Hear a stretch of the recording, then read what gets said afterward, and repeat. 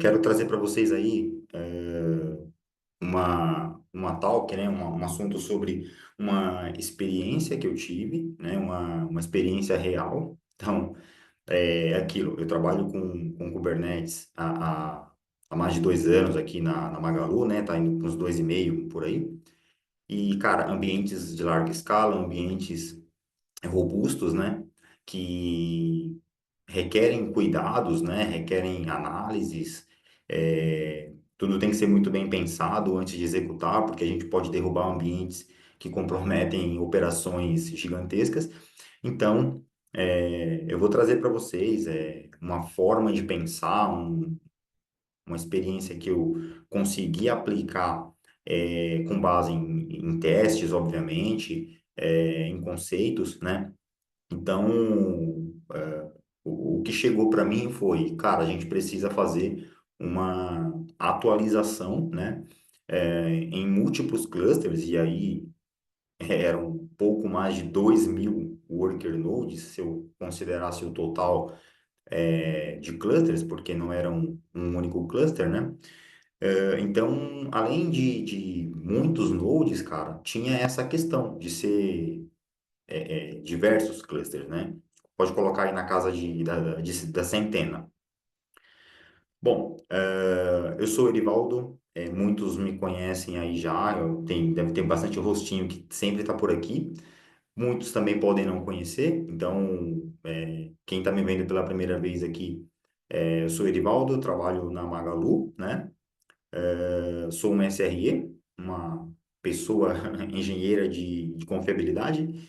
E, cara, eu amo Kubernetes, eu amo estar nesse contexto, nesse universo malucão, né? Gosto de problema, gosto de resolver problema e gosto de compartilhar com vocês, tá? Aprendo bastante, quando a gente compartilha, a gente também aprende, troca ideia, alguém sempre tem ali uma história parecida ou mais maluca do que a nossa para contar. Vamos lá. Bom, aqui é o meu QR Code.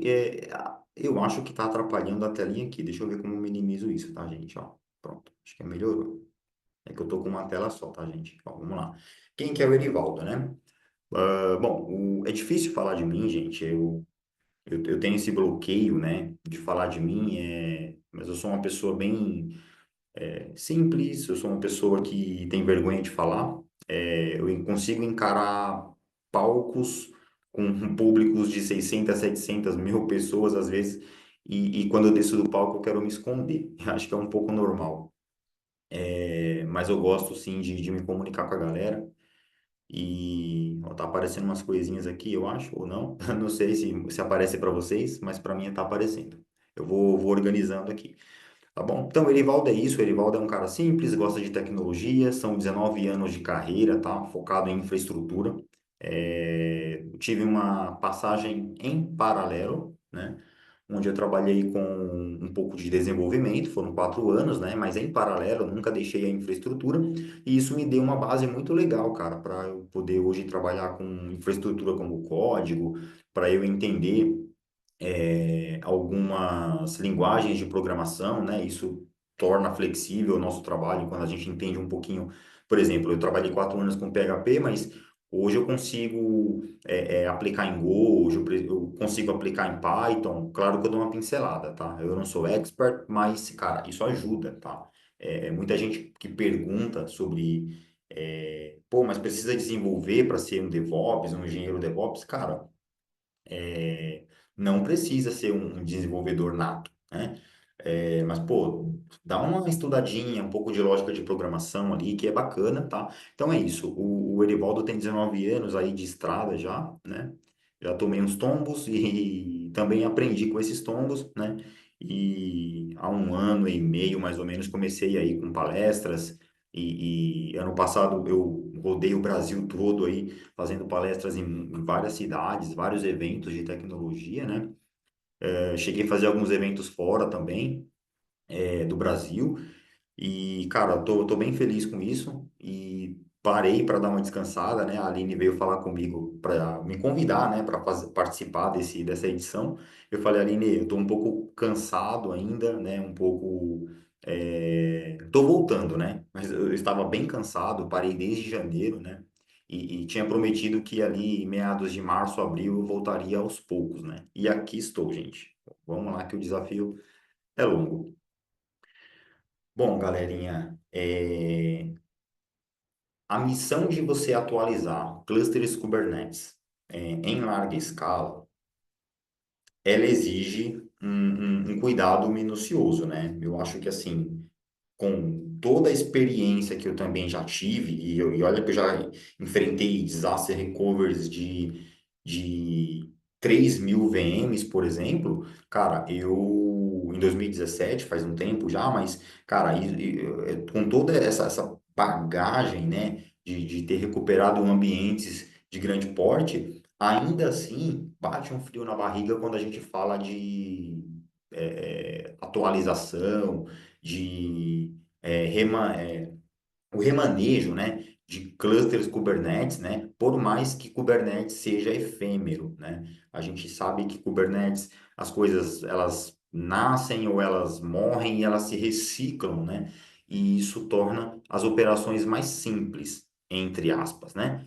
A gente tem essa simplicidade, mas ao mesmo tempo, um erro bobo pode derrubar tudo e a gente ter problemas e ter horas de downtime por causa de um detalhe que a gente não pensou, que a gente não validou, tá? Então, primeiro vem uma necessidade, né? Então, a necessidade que eu tive foi atualização de clusters, né? A atualização ela não era a nível de Kubernetes, então eu vou deixar aqui um desafio para vocês, né? Para replicarem isso, depois tentem subir um ambiente, tentem replicar, tá? Eu vou explicar o passo a passo todo, vou mostrar um pouco do código ali, mas foi bem legal essa experiência. Então, o que que o Erivaldo fez? Eu tive que atualizar sistemas operacionais a nível de VM, a nível de máquina, digamos assim. Bom, o que que o Kubernetes tem a ver com isso, tá? Essas VMs, automaticamente, são VMs que alocam esses nodes de Kubernetes, ok? Então, vamos lá. Se eu tenho um cluster com 50 nós, cada um desses nós roda em uma VM e essa VM tem um sistema operacional, obviamente, né? Eu preciso, então, fazer a manutenção desse sistema operacional. Eu poderia ter pensado, enfim, em algumas questões, né? Mas eu vou deixar aqui um resumo, né? De como foi feito, tá? Então, eu tinha um cluster upstream, né? Não sei se mostra meu mouse aí, ó, mas eu tenho um upstream e eu tenho abaixo aqui, ó, N clusters, tá? N clusters. Então, eu tenho control planes e eu tenho worker nodes, tá? E aí não importa a quantidade, certo? Aqui a gente não está falando de quantidade. Vamos falar de quantidade mais na frente, mas não importa qual seja essa quantidade, tá? A automação ela é inteligente para entender isso.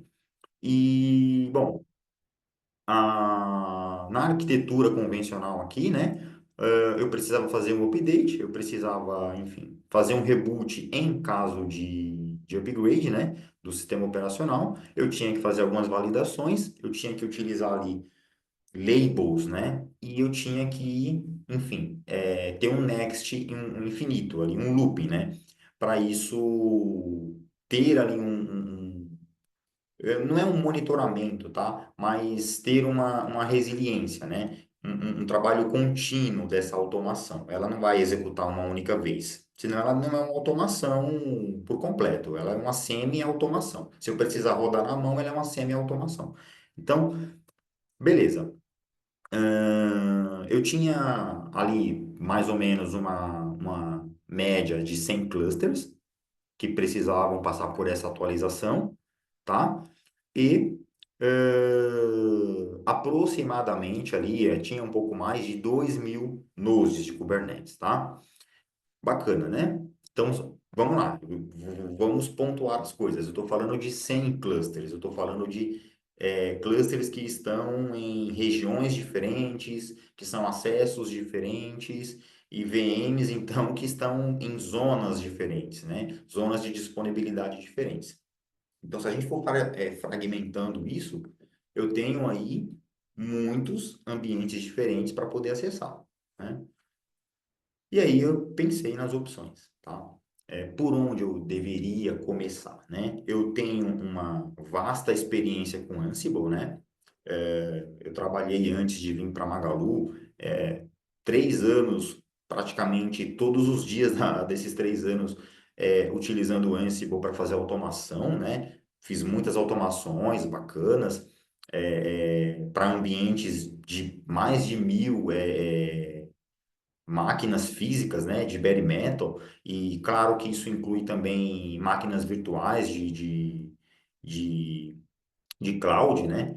Então, cara, era um parque de máquinas muito vasto que a gente operava e que Ansible era, cara, praticamente o maestro ali, né, dessa estrutura, porque eu conseguia configurar, eu conseguia aplicar ali algumas automações que facilitavam o trabalho. Então, você imagina, né? Eu pensando num cenário de VMs, de servidores convencional. Não estamos falando de Kubernetes agora, tá? Para VMs, para máquinas no geral, Ansible me atendia muito bem, né? Porque eu conseguia conectar em várias, aí eu colocava N condições ali para poder aplicar as regras, se era de um tipo de sistema operacional, sei lá, se era um tipo de máquina, enfim, tinham N validações, né, que a gente fazia para poder executar o Ansible dentro desse parque de máquinas e não fazer besteira, né? Vamos dizer assim. Então, o Ansible ele é um orquestrador para você aplicar automações, né, em máquinas virtuais em larga escala, e isso evita o trabalho repetitivo. Então, o Erivaldo recebeu uma demanda para instalar Vamos supor que essas 2.000 VMs não fossem Kubernetes, fossem somente VMs. O Erivaldo, então, vai lá na máquina, não existe Ansible, tá? Esquece o Ansible. O Erivaldo vai executar esse trabalho manualmente, uma por uma, então ele vai entrar com a chave SSH, ou até mesmo com a senha, né? Seria um absurdo usar senha para gerenciar tanta máquina virtual, mas a gente sabe que tem muito ambiente por aí que ainda usa, né? Então vamos repensar isso aí. Mas uma por uma, a gente ia ter que entrar, validar, executar tudo certinho e isso levaria muito tempo, tá? Em quanto tempo o Ansible conseguiria executar isso para a gente, né? De forma automática, eu deixaria rodando, eu poderia fazer isso no loop de máquinas, né? E deixar isso funcionando, cara, eu poderia dormir, que isso ia rodar, ia, enfim, trabalhar certinho. E claro, o Ansible tem ali um output que daria para gente o, o acompanhamento, né? O relatório do que foi feito, né? Então, beleza. Eu pensei, Ansible vai me atender? Eu estou falando de VMs, mas eu estou falando de VMs orquestradas por Kubernetes, né? Ou seja, tem Kubernetes na frente. Ansible vai me atender? Será que é o caso de eu pegar chaves SSH e conectar em todas essas máquinas para me atender? Era uma opção, era uma alternativa, tá? Então, falando de Ansible, né? Que eu acabei explicando, enfim. Eu pensei numa segunda opção, tá? Qual seria essa segunda opção, né? Utilizar um recurso mais próximo do Kubernetes, né? Um recurso ali nativo, né? Então, o Daemon 7, ele veio como uma opção. E por quê? Eu pensei no Daemon 7. Vamos lá, estou falando de Node Kubernetes, né? Eu acredito que maioria de vocês, ou boa parte de vocês, já tem experiência com Kubernetes. Perfeito? Então, a gente sabe que, assim como existem lá o deploy, né, o stateful set, a gente tem lá o daemon set, tá?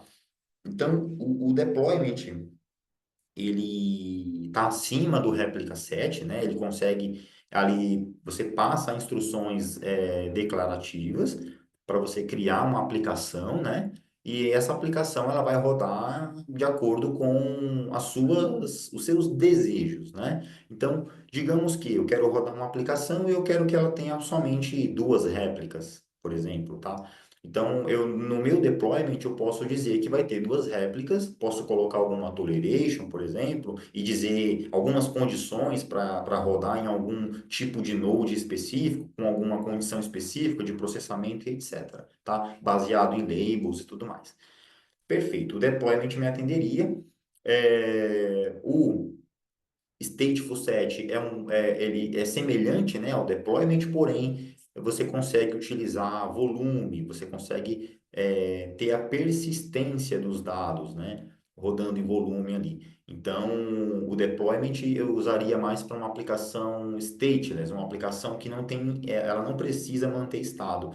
Uma aplicação que simplesmente, se eu deletar ela, ela renasce e ela continua rodando, tá? É o caso de uma app, é o caso de uma interface, uma API, tá? Seria ali uma aplicação stateless, tá? Rodando abaixo de um deployment. Já o stateful set, né? Eu rodaria com volume, garantindo assim o estado da aplicação, tá? Mas o que que atenderia de fato se eu fosse utilizar como segunda opção nessa minha automação, nessa solução, né, para atualizar esses nodes? O Daemon 7, ele foi feito para rodar em todos os nodes. Se você não colocar nenhuma condição no Daemon 7, ele vai rodar simplesmente em todos os nodes do cluster, tá? Todos os nodes, inclusive nas control planes. Então, se eu não colocar toleration, enfim, afinidade, nada, ele vai rodar em todos os nodes. Ele foi feito para isso, perfeito? Então, se eu parar para pensar que eu preciso fazer uma manutenção de atualização de sistema operacional, ponto. Ou rodar uma aplicação, né? Também, ponto. E eu quisesse fazer isso em todos os nodos do cluster, o que estaria mais próximo de mim, da minha solução, seria usar um Daemon 7. Perfeito? Porque eu rodaria automaticamente em todos os nodes. Então eu pensei, caramba, eu já estou ali no meio do caminho já. Então eu só preciso ajustar algumas coisas, mas eu já estou no meio do caminho para fazer isso funcionar bem, né? Então, o Daemon 7 ali, assim como o Ansible, eu não falei isso da parte do Ansible, mas eu tentei, tá, fazer conexões via chave SSH, né? Tentei ali fazer algumas validações para ver se isso ia funcionar, se ia atender bem. É aquilo. A princípio funciona, mas você tem ali algumas limitações. Você começa a usar recursos paralelos para fazer. E aí começa a ficar fica inseguro e não interessante, tá? O Daemon 7 foi a mesma coisa. Eu tentei aplicar com o Daemon 7, só que pensa o seguinte, eu preciso fazer atualização em todos os nodes, né? Vamos voltar aqui nesse slide aqui, ó. Eu digo aqui na etapa 2 que se o upgrade rodar, se o upgrade for executado com sucesso, ele vai fazer um reboot. Perfeito? Agora, imagina se eu fizer um reboot em todos os nodes ao mesmo tempo.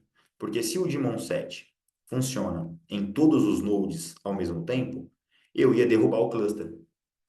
Perfeito? Eu ia derrubar tudo, simplesmente eu ia acabar com o cluster, né? Então, não era uma opção tão eficiente quanto parecia, né?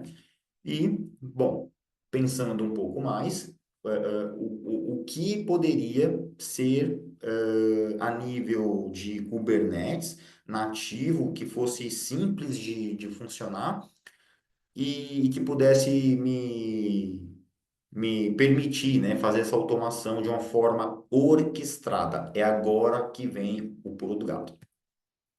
Eu pensei que cron job poderia ser uma boa ferramenta, né? Um bom recurso do Kubernetes para eu poder utilizar. Não ferramenta, mas um bom recurso, né? Então eu comecei a explorar o cron job, né? O cron job, claro que a gente sabe que o cron job ele é feito para agendar tarefas, né? É como a gente tem o cron ali, do cron tab do Linux, né? O cron job no Kubernetes ele permite você agendar uma tarefa. E eu pensei que se eu também preciso de um agendamento para fazer isso, concorda? Assim como o Daemon 7, ainda que eu fosse usar Daemon 7 ou fosse usar Ansible, eu tinha que ter uma rotina, né? Porque as atualizações elas vão surgir e eu preciso garantir essas atualizações. Então, o cron job ele atenderia muito bem, né? E eu precisava, então, fazer algumas validações, algumas definições, tá? Primeiro, o cron job, ele vai nascer ali somente aquele pod único naquele momento, perfeito? Como que eu faria para rodar isso em todos os nós? Então, vejamos, eu ia ter uma dificuldade para rodar isso em vários nós. Outra coisa também, pensando de uma forma bem simples, eu não consigo executar um cron job em múltiplos nodes ao mesmo tempo, ou ainda que simultâneos, ele vai pegar, ele vai sortear um node. Ele não vai dizer assim, eu quero esse node, agora eu quero o próximo node. Ele não consegue fazer isso, tá?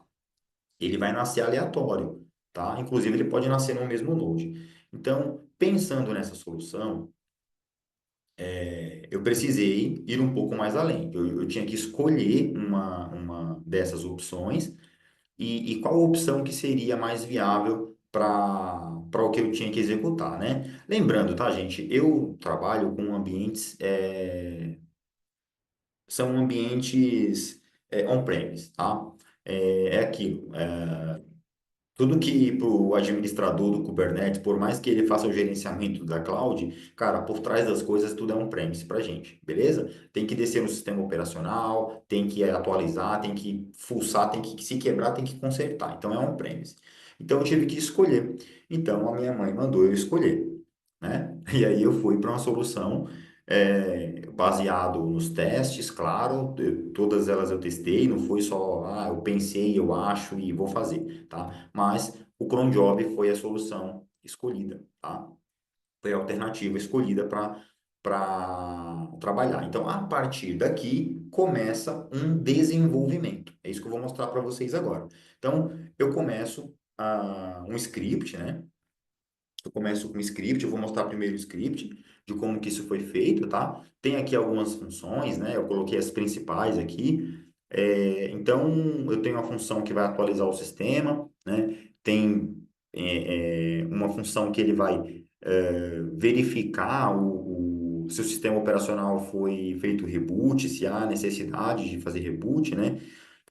Então, por exemplo, uma das funções que eu utilizei aqui, ó, esse NS Enter aqui, ó, foi o seguinte: isso aqui permite que eu, através do pod, eu faça a impersonificação do sistema operacional.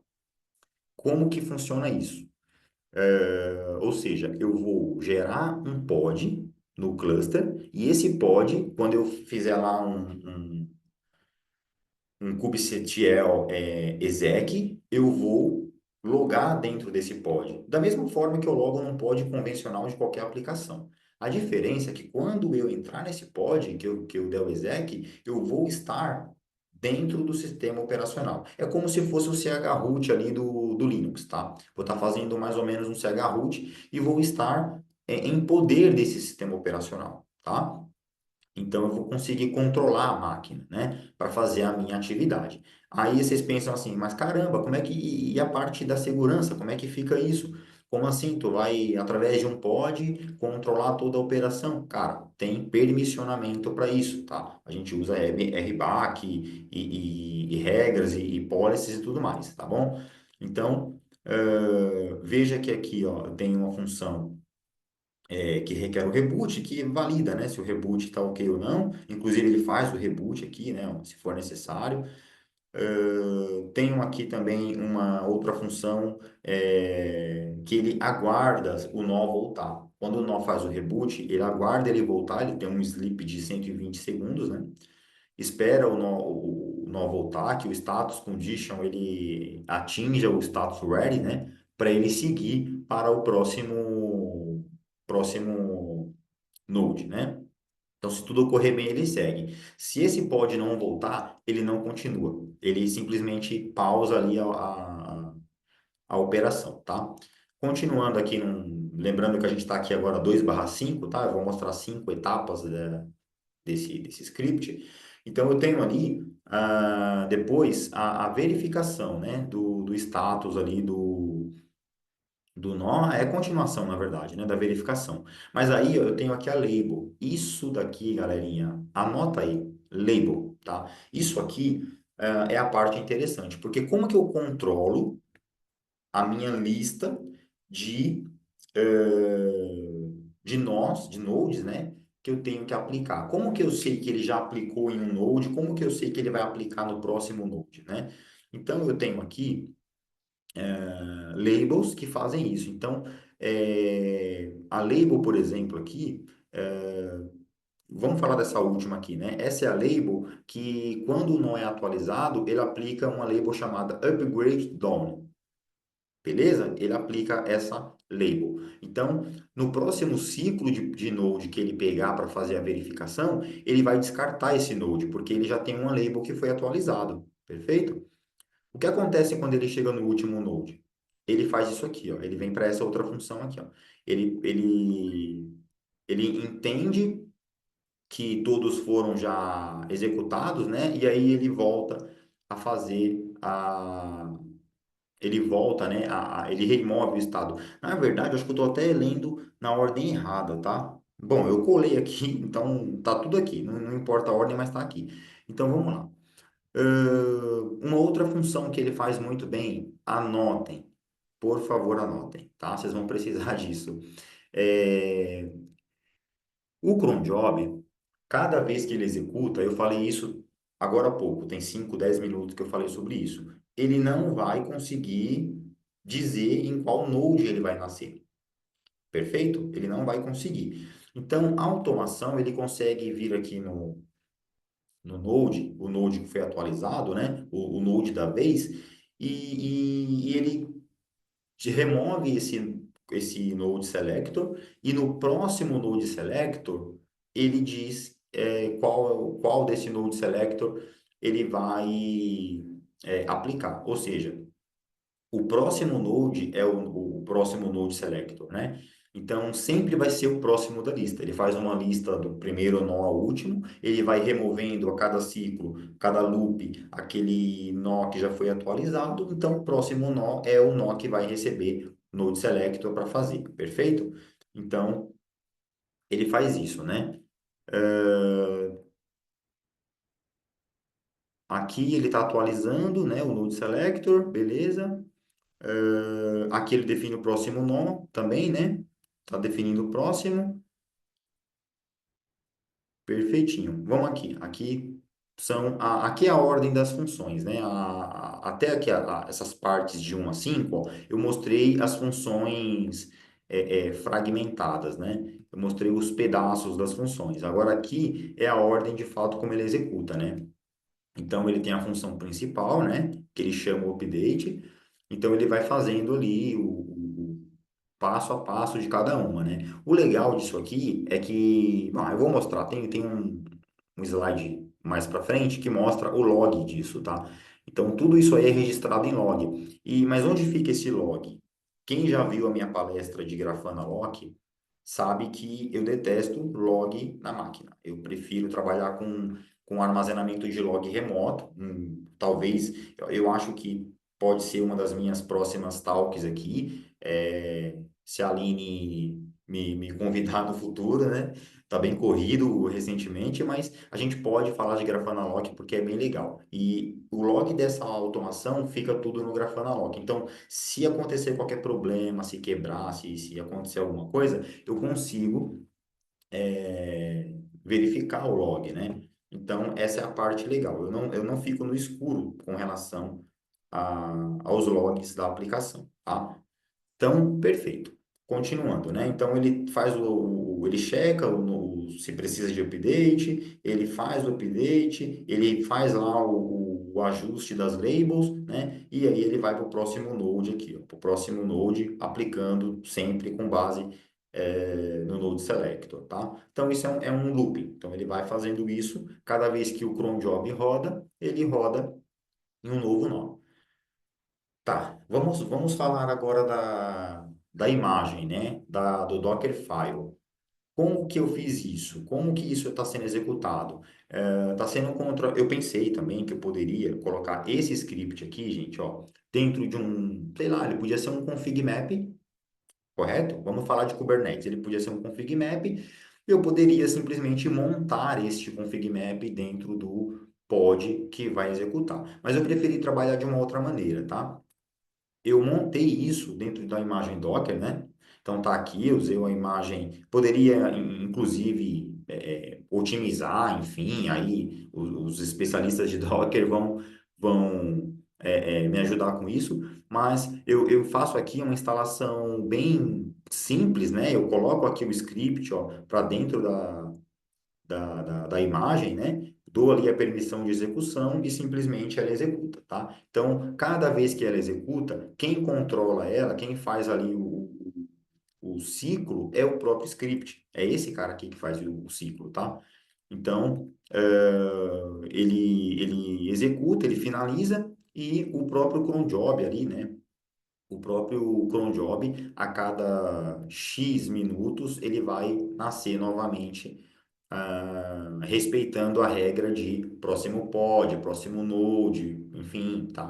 Então, funciona muito bem. Eu vou disponibilizar para vocês isso aqui, tá, gente? Eu quero que vocês implementem isso aqui no cluster de vocês, façam testes aí, não faz na empresa não, tá? Faz um ambiente isolado primeiro, para vocês conhecerem a dinâmica do script, tá bom? Aí, se vocês precisarem de uma necessidade, como eu mesmo precisei recentemente, eu apliquei isso aqui, a mesma coisa eu apliquei no outro cenário. Por quê? Porque era a questão de você fazer isso em múltiplos nodes, e aí não estou falando só da VM, né? Porque esse caso eu controlei VM, mas tu pode fazer qualquer coisa no Kubernetes dessa forma, orquestrando dessa forma, tá? Então, eu apliquei recentemente até numa outra atividade que, cara, ficou show de bola, funciona. Então, apliquem isso. Então, vamos lá. E a parte da segurança? Como que eu trabalhei isso, né? Então, vamos lá. Isso precisava de uma service account, obviamente, porque como que eu vou dar permissão para um pod entrar dentro de um node? Cara, tem que ter ali uma service account, né, para isso funcionar.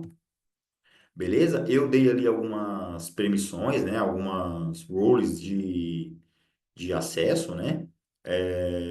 Principalmente ali ó, os verbos de get, list, watch e tudo mais. Então, tem ali para cron job, inclusive, o resource aqui embaixo, ó. Então, tudo isso aqui é bem simples, né? Foi adicionado a essas regras para que pudesse executar de uma forma segura também com os permissionamentos, né? Ó. Então, eu acho que tem até coisa demais aqui, ó. Eu lembro que eu falei isso aqui. Esse Demon 7 não precisa mais estar aqui, tá? Ó, eu acho que isso aqui foi de quando eu fiz o teste do Demon 7 que eu falei, eu acabei usando, mas que não precisa. Então, veja bem, eu não preciso mais dele. Agora, veja como tem aqui, ó, Node Status. Eu preciso do Node Status, tá vendo? Porque faz parte do script lá verificar. Então, tudo tá aqui, ó. Tá tudo escrito daquilo que eu preciso, tá? Para consultar. Beleza? Então, é uma ação controlada por um RBAC, tá? Tem uma cluster role, tem uma service account por cima que está fazendo essa verificação. Então, se eu trouxer aqui o detalhe, né, acho que é continuação. Continuação, é isso mesmo. Então, ó, tá tudo aqui. Deixa eu ver, tá? Service Account, a Cluster Role e Cluster Role Bind. Tá aqui. Não, aqui é a Cluster Role Bind, desculpa. Tá aqui, fazendo então aí a ligação, né, da Service Account, né, com o namespace Kubesystem, obviamente, né, para funcionar a minha Cluster Role, beleza? Então, cara, tudo isso aqui, ninguém tá fazendo, reinventando a roda, tá, gente? Isso aqui são práticas comuns aí para quem é desenvolvedor de Kubernetes e tudo mais, precisa conhecer. Então vejam, né? Eu estou aplicando conceitos de Kubernetes, de desenvolvimento e de infraestrutura em uma solução só, tá bom? Então é por esse caminho. Aqui é o cron job. Aqui é o cron job, galerinha. Aqui é o seguinte, né? Eu digo para o cron job aqui, né? Destacando aqui as principais linhas, né? Porque é um cron job extremamente simples, convencional, não tem nada demais. Então, a cada 10 minutos ele executa. Esses 10 minutos aqui, ó, foi feita uma eleição entre, acho que 6, 7 pessoas, 8, eu não lembro agora, e ficou entre 10 minutos e 30. Qual seria o tempo ideal? Então, votaram a maioria que 10 minutos seria o ideal, deixamos 10 minutos para o job nascer novamente ali, tá? Então, claro, eu estou dando aqui a permissão da Service Account, né? Deixando claro isso também. Tá aqui a imagem do kubectl que eu fiz, que eu mostrei no Docker agora há pouco, né? Então tem aqui a questão da policy da image também, né? Security context, né? Eu tenho aqui um privilege true para poder fazer a impersonificação do pod dentro do Node, que isso é importante, porque não funcionaria se não fosse dessa forma, tá? É isso, tá? Então, bom, funcionou muito bem. E aqui está a execução. Desculpa, a gente estou com a garganta um pouco arranhando. Então tá aqui, a solução já rodando, né? O pod foi schedulado ali, ó. Ele já está rodando ali, né? Desculpa, isso aqui é o cron job, né? É o cron job, desculpa, não é o pod ainda não. Vou mostrar o pod, tá? Mas ele está aqui executando, assim, normalmente, e aqui está o pod, ó. Então vejam que a cada 10 minutos, ó, 21, 11 e 82 segundos. A cada 10 minutos ele executa, tá? Ele vai executar aquele processo. Ele pega uma lista, aplica no primeiro da lista, ele coloca uma label que define que foi já atualizado, remove da lista. Próximo, aí ele pega o próximo node, faz a mesma coisa até que o último node seja atualizado. Quando ele entende que naquele ciclo que ele pegou a lista e tem zero, não tem mais nenhum node para ser atualizado, ele simplesmente remove todas as labels e recomeça a fazer do zero com a primeira label. Tá bom? Inclusive, ele faz isso também nas control planes, tá, gente? Só que ele orquestra tudo bonitinho, tem um tempo para ele executar, então, para não correr risco dele quebrar ali o algoritmo de consenso do etcd, né? Para que o cluster se mantenha vivo, né? Então, ele faz um de cada vez, tem 10 minutos ali para ele fazer. Se acontecer alguma coisa, ele não finaliza, então isso é importante, tá? Eu tinha falado para vocês dos logs, né? Dos logs. Ó, ele faz esse tipo de log aqui, ó. Então, se tá tudo bem, tá aqui. É um output, é um log baseado no output, então não é um log mascarado. Não é um log que eu criei para. Não, é o log da função do output. Se der erro, ele vai trazer o erro aqui, tá bom? E se der sucesso, ele vai trazer simplesmente a ação do sucesso, como tá aí, ó. Então, ele atualizou, beleza. Nesse caso, não teve erro, tá? Esse caso aqui, ó, isso aqui, ó, vamos voltar aqui. Esse aqui, só para explicar melhor, esses logs aqui é de um node qualquer. É o do primeiro ao penúltimo node, é esse tipo de log que ele vai trazer. Ele traz menos linhas de log, perfeito? Quando é o último node, aí eu falei para vocês agora há pouco, né? Falei, ele recicla todos os nós, ele remove, ele faz isso aqui, ó. Ele pega cada um, ele remove a label. Ele remove, que é para poder recomeçar, né? Então ele vai recomeçar o próximo ciclo com todas as labels sem o done, né? Então ele vai ali e faz tudo de novo, tá? É, bom, com isso, gente, já são 9 meses dessa automação funcionando, né? São 9 meses. É, tivemos dois incidentes, podemos dizer assim, ou tivemos uma correção, né? Porque os dois incidentes foram baseados na mesma correção. Então, falando de centenas de clusters e de milhares de nós, nós tivemos apenas duas observações, digamos assim, para fazer uma correção, que era na parte da label, né? Tinha uma correção que quando um nó era removido durante a ação durante a atualização, ele quebrava a automação e fazia com que aquele nó nunca finalizasse e ficava preso ali em um loop infinito. Ele não conseguia entender que ele ia finalizar aquele nó. Ele foi removido. Mas como que ele foi removido? Autoscaler, simplesmente, tá? Os clusters nascem e morrem a todo momento, então esses nós se reciclam. Então ele entendeu que o nó morreu, né? por um scale down e aí ele deixou de existir. Então, ficava preso, isso foi corrigido, né?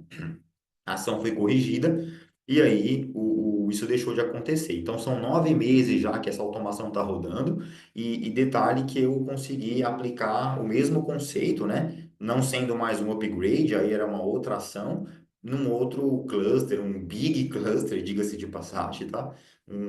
Aqui a gente não brinca, aqui não tem cluster pequeno não, cara. Aqui a régua é um pouco alta, né? E a gente está falando de uma Magalu, enfim. Então, os cuidados aqui são extremos com essas automações. Então, por que não utilizar uma automação que está há 9 meses funcionando? Por que não utilizar do mesmo modelo, o mesmo exemplo, né? Já que ela funciona tão bem. Isso foi feito e, inclusive, está funcionando já tem um mês a nova automação baseada nessa mesma solução, perfeito? É por aí, gente. Bom, agradeço vocês pela paciência, né? Cara, foi muito corrido para eu estar aqui. Hoje eu estou na empresa, inclusive, eu não estou de casa como costumo, né? Então tem sido bem corrido, estou aí trabalhando, fazendo algumas migrações, né? A Magalu está sempre se movimentando.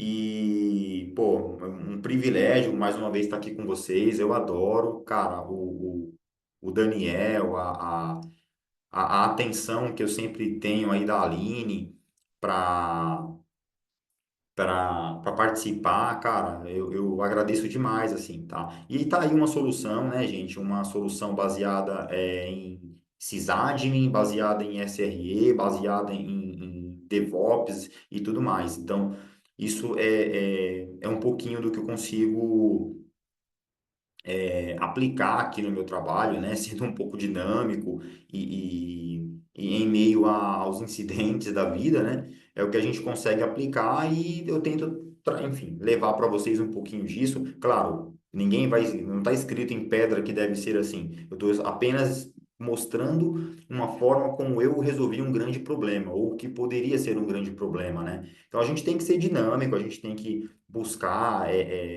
alternativas para fazerem as coisas acontecerem, né? A nível de SEO, como eu falei, eu nem sei como funcionaria isso muito bem, mas a gente sabe que Ansible é uma ferramenta para isso, mas, cara, com Kubernetes, cara, acho que a nossa vida é muito mais fácil.